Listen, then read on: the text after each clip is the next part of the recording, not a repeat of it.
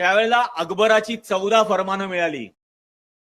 अकबराने पहिलं फरमान काढून या हेगड्या येड्या महंत्यांना बोलावलं आणि त्यांना म्हणाला की मुस्लिम समाज ज्या पद्धतीने हजच्या वेळेला एकत्र येतो त्या पद्धतीने हिंदूंना एकत्र आणण्यासाठी काहीतरी करा. मग ते गेले.